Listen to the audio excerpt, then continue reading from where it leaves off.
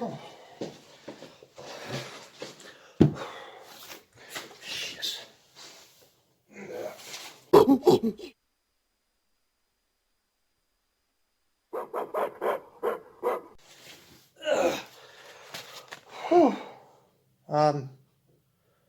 Where'd my banana go?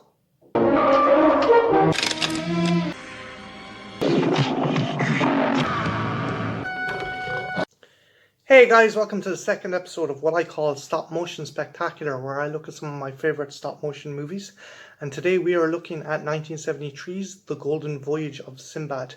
This movie kicks arse. It stars John Philip Law, Tom Baker and Carolyn Moore, and has fantastic effects by the always awesome Ray Harryhausen.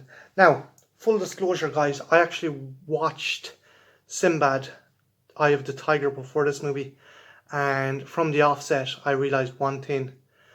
John Philip Law is a much better Sinbad than Patrick Wayne. Patrick Wayne, obviously being the son of John Wayne, just comes off totally American. He doesn't even try. And to make matters worse, as the character Sinbad, he just seems confused the whole time. You don't see this guy being a sea captain. Whereas John Philip Law embodies Sinbad. He's clever, he's calculating, he's not afraid to ask questions.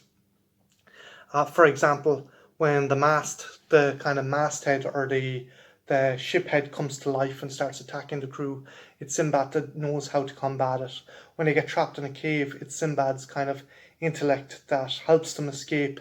And he even sleeps with his nautical charts. That is how deep the character is.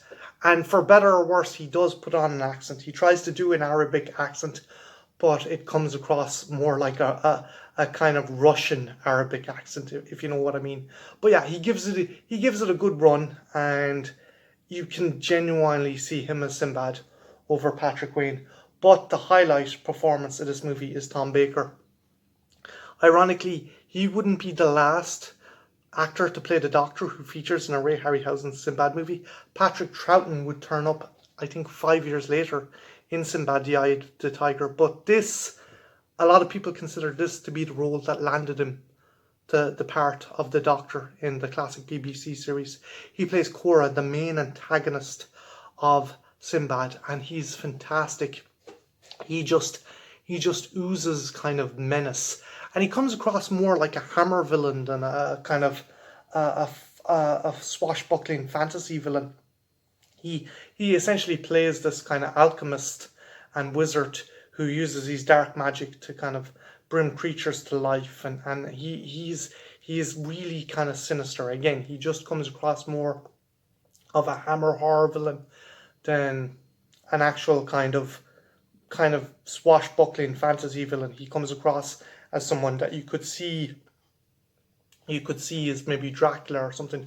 Ironically, I think the role of Korra was originally supposed to go to Christopher Lee, but after they saw his kind of test screening and his audition, they were like, no, we found him, and he kicks ass.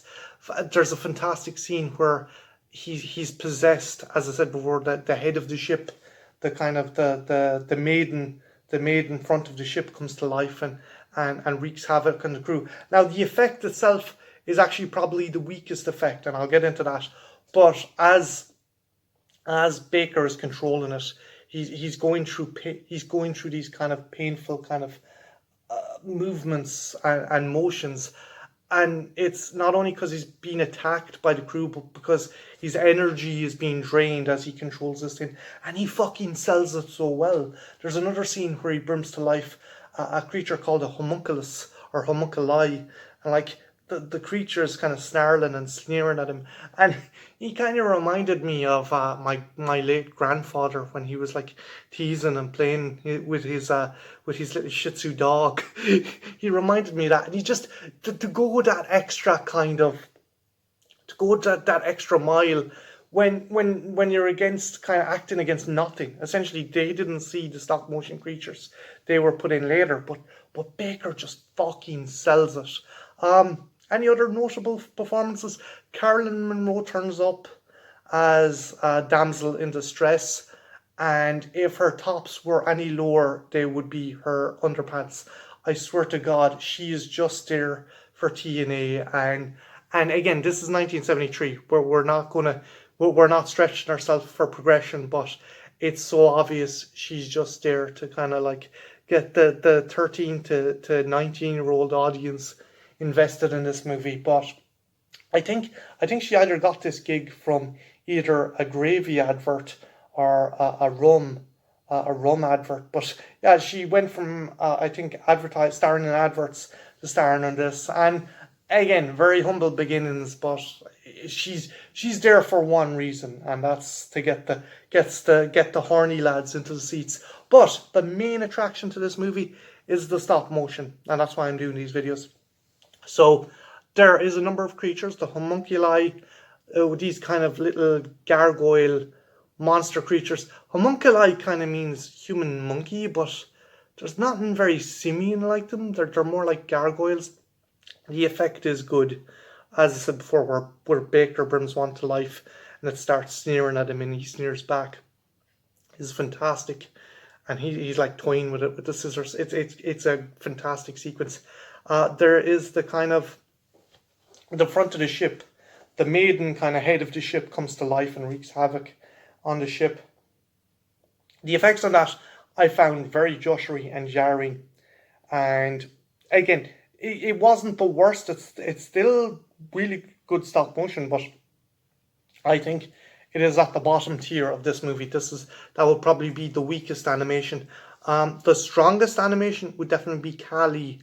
Korra is confronted by Sinbad and brings the statue of the deity Kali to life, and there's a fantastic sword duel between the statue and Sinbad, and just the amount, I can only imagine the amount of time Harryhausen put into this movie.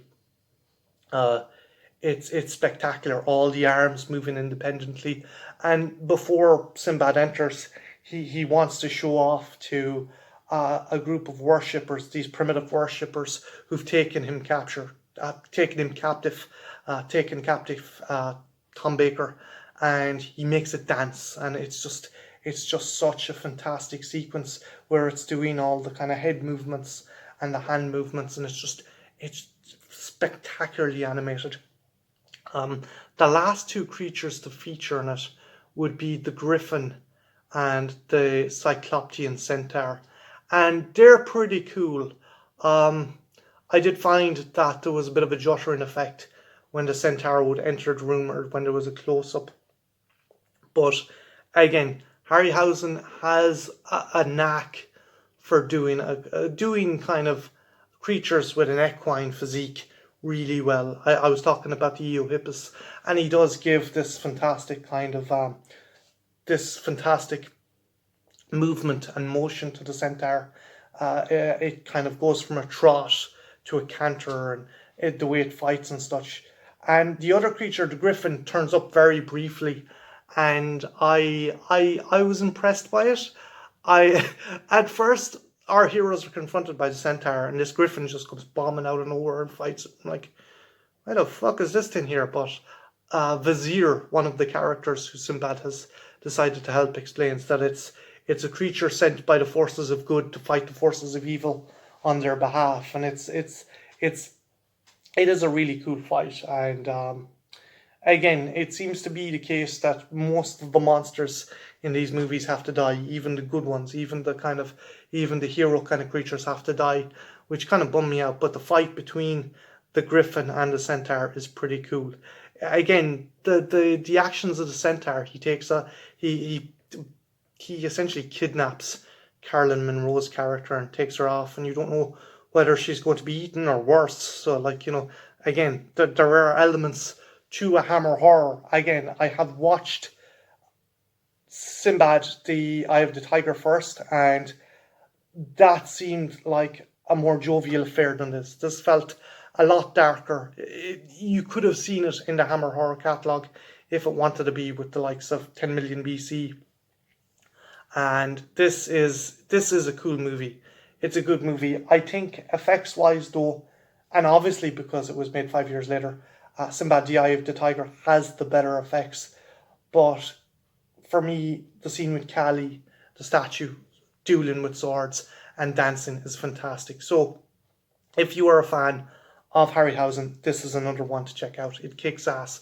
John Philip Law is fantastic as Sinbad, and Tom Baker just fucking steals the show. So if you get a chance, definitely check out this movie. It kicks ass.